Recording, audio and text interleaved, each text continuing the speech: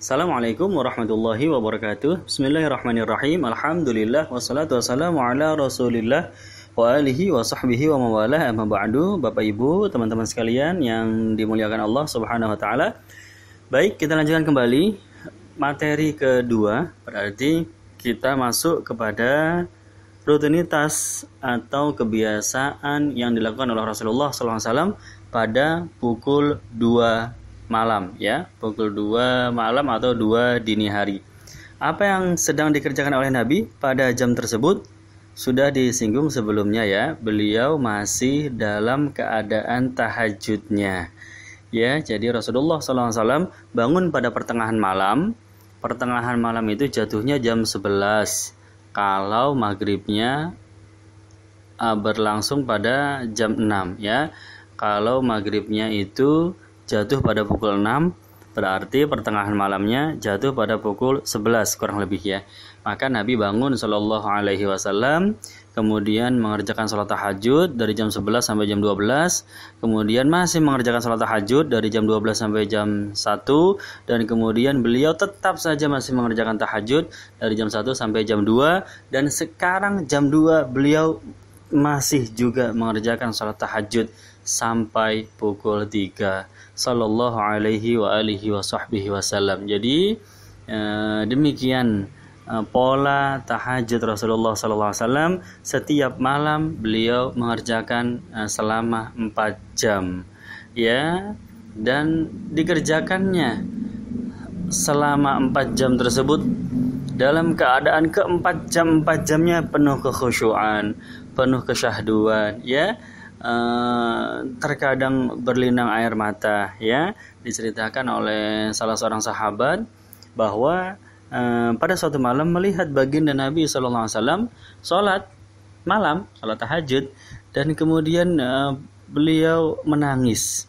Di saat sedang berdiri membaca surat, beliau menangis, dan lama sekali menangisnya, seolah-olah sampai mau datang fajar gitu, ya, seolah-olah nggak ruku-ruku karena menangisnya lama sekali dari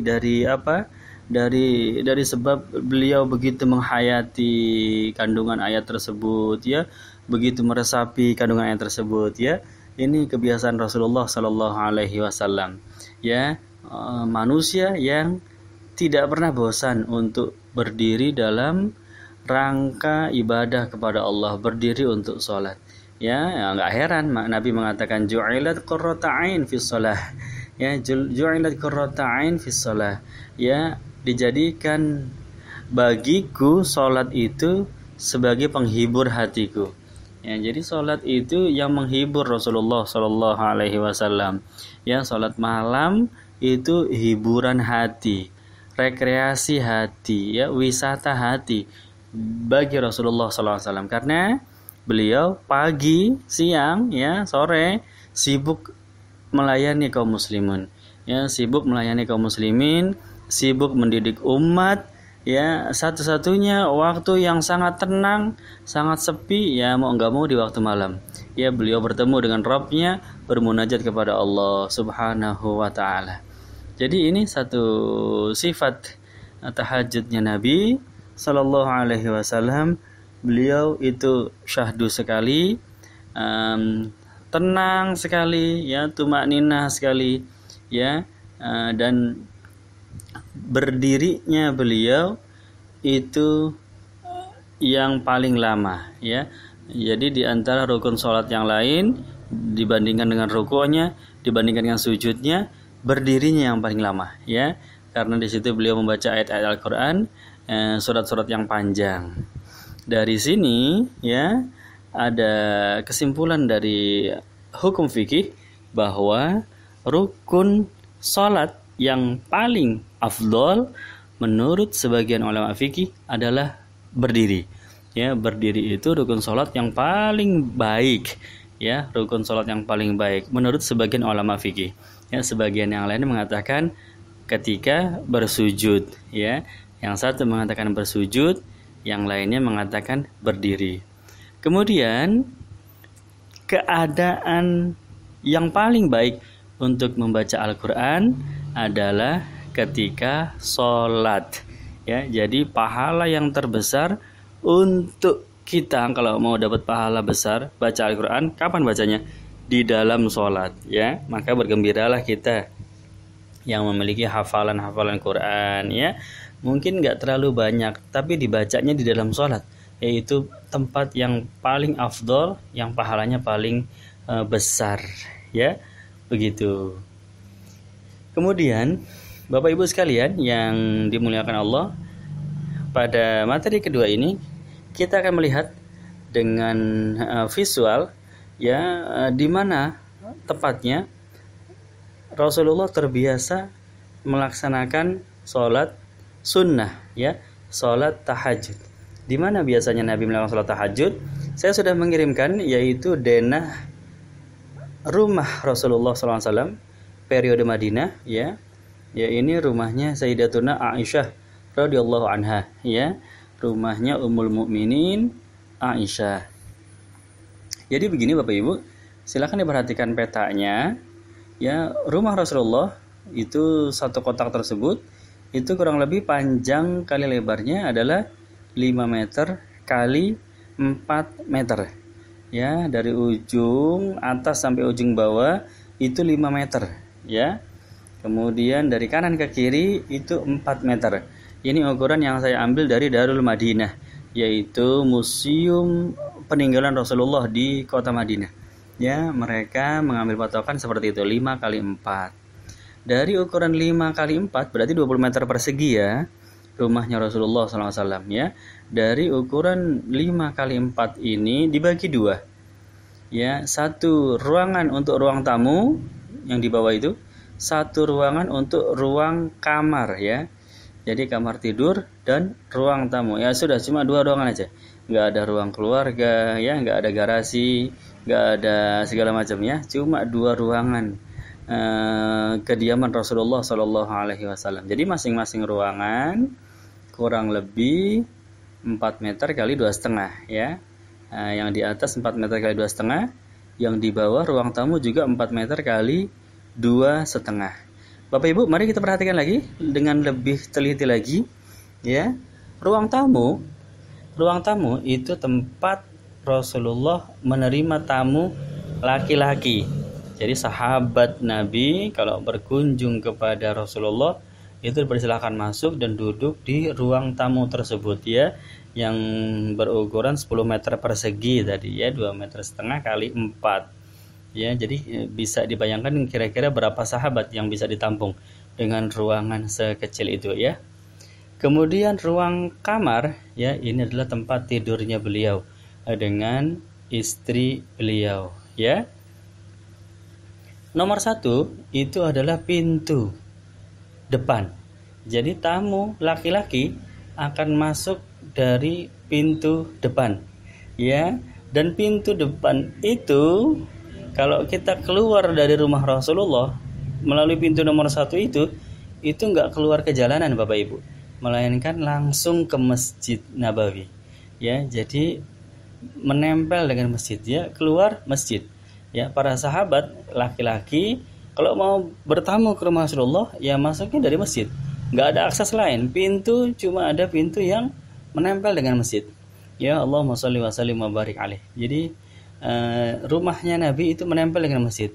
Tembok yang ada di pintu nomor 1 itu, ya, itu menempel dengan Masjid Nabawi Sallallahu Alaihi Wasallam. Jadi nomor 1 pintu untuk tamu laki-laki, ya, dan ada sekat yang menutupi sehingga tamu laki-laki tidak melihat kamar atau ruang yang pribadi bagi Rasulullah SAW, ya, karena tamu laki-laki akan diarahkan ke ruang tamu, ya. Jadi orang bertamu itu ngelewatin kamar dulu baru ke ruang tamu. Kalau kita di Indonesia enggak, ya, begitu bertamu langsung ruang depan adalah ruang tamu. Tapi desain Rasulullah SAW seperti ini. Nanti ada hikmahnya. Nomor 2 itu pintu belakang. Nomor 2 itu adalah pintu untuk para tamu sahabiyah atau para tamu sahabat Rasulullah yang perempuan. Jadi tamu itu masuknya ke kamar Ummul Mukminin, ya, diterima di dalam kamar. Nanti kurang lebih tamu-tamu itu berbincang-bincang dengan Nabi, para perempuan di dalam kamar, sedangkan Nabi mendengarkan dari balik tembok di ruang tamu, ya. Jadi tersekat begitu. Nah, ini yang ingin kita bicarakan, ya, bahwa ada tanda panah di situ. Di dekat nomor 1 itu ada tanda panah, ya, yang menghadap ke kiri, ya, itu adalah tempat ibadah sholat sunnahnya Rasulullah SAW, baik sholat sunnah tahajud yang sedang kita bahas, maupun sholat sunnah duha, maupun sholat sunnah fajar, ya, atau qabliyah subuh dan lain sebagainya, ya. Itu tempat yang terbiasa, sudut di mana Rasulullah SAW mengerjakan sholat sunnah. Jadi beliau ya di situ itu, ya. Kalau di rumahnya Sayyidatuna Aisyah, maka di situ pula tempat ketika Rasulullah sakit sampai menemui daripada wafatnya. Jadi sholatnya biasa di situ, akhirnya wafatnya juga di situ, dan sekarang menjadi makamnya baginda Nabi Muhammad SAW, ya, di situ juga. Ya, itu tanda panah menunjukkan arah kiblat. Arah kiblatnya ke arah kiri, ya, kalau dari gambar kita. Ini menunjukkan bahwa ada ruangan khusus, atau bukan ruangan, ya, ada area khusus, ada sudut khusus yang memang hanya digunakan untuk sholat sunnah, ya. Jadi usahakan di rumah kita, ya, walau tidak perlu terlalu lebar, ya, tidak perlu terlalu besar, ya, tapi ada satu sudut khusus, satu area khusus di mana kita mengerjakan sholat sunnah di situ, ya.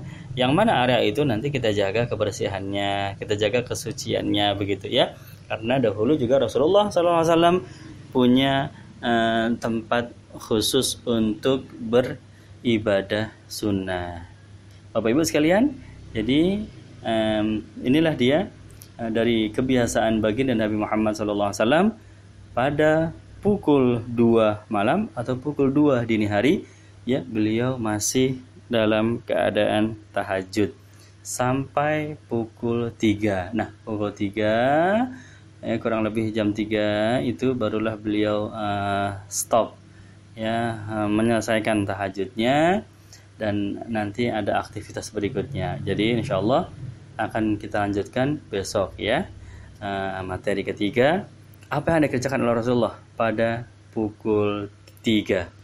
Demikian Bapak Ibu sekalian, teman-teman yang dimuliakan Allah Subhanahu wa taala, aktivitas baginda Nabi, begitu pula denah rumah Rasulullah Sallallahu Alaihi Wasallam. Bandingkan dengan rumah kita, ya, rumah kita masing-masing dengan rumah Rasulullah Sallallahu Alaihi Wasallam, ya, besaran mana coba, ya. Ini untuk muhasabah diri kita sendiri. Baik, terima kasih. Billahi taufiq wal hidayah. Wassalamualaikum warahmatullahi wabarakatuh.